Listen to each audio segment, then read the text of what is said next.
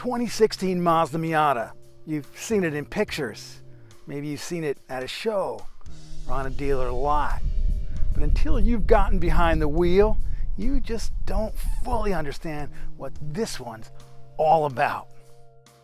The 2016 MX-5 Miata is offered in 3 trim levels: Sport, Club, and Grand Touring. We tested a Miata Club in Soul Red with the BBS Brembo option package. The aggressive front splitter and rear lip spoiler provide visual clues to the Club trim level. Mechanical bits include a sport-tuned suspension with Bilstein shocks, a shock tower brace, and a limited slip differential. There's also an induction sound enhancer.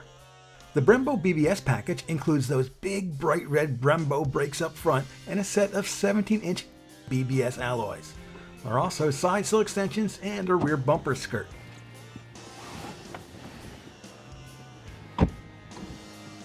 Not bad. Perhaps the easiest roadster I've ever gotten into. Sometimes they're a little tough. I would say this one is definitely easier than the S2000, a whole lot easier than the Lotus Elise, and compared to the Viper and the Corvette, those are easy to get into, but price-wise, not quite as easy as the Miata is. Headroom at 5'10", I got about 3 fingers. I'm pretty good, and legroom plenty. There's a bit of adjustability to the seat if you got shorter legs, if you like to lean back a little bit or lean forward. But I like it all the way back. Seems to fit me well. While there's no lumbar support, there is thigh angle adjustment for the driver's seat. You'll need to step up to the Grand Touring model for leather upholstery and seat heaters.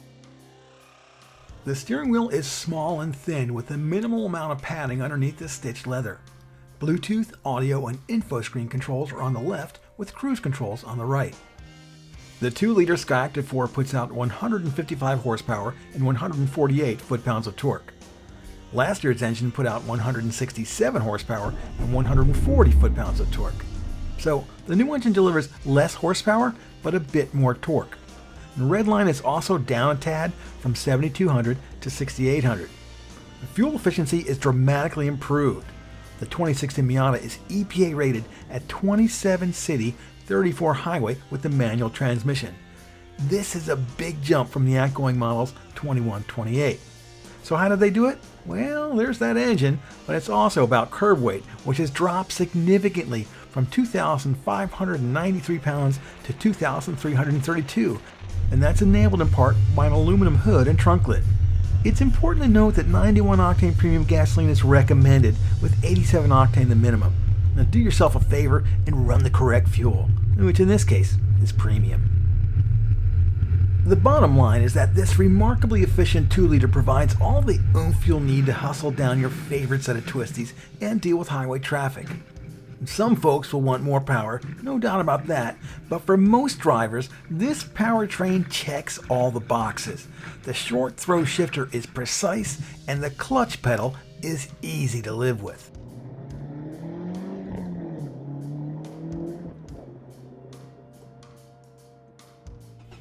The soft top is manually operated and it's quick to stow and put up. Just pop the latch, pull it back, and secure with a click.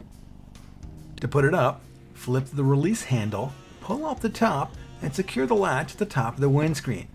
Super easy. My big gripe is the infotainment system. While I like the Mazda Connect system overall, the placement of this jog wheel kind of gets in the way of the shifter sometimes, and I find myself changing stations when I don't want to. There are 2 USB ports at the base of the dash along with an audio port. You'll find the 12-volt outlet buried deep in the passenger footwell. The 9-speaker Bose audio system includes headrest speakers, which is an important feature for those top-down days. The other thing I'm not crazy about, the cup holders. Now, I've taken them out because I generally don't use cup holders when I'm driving a sports car.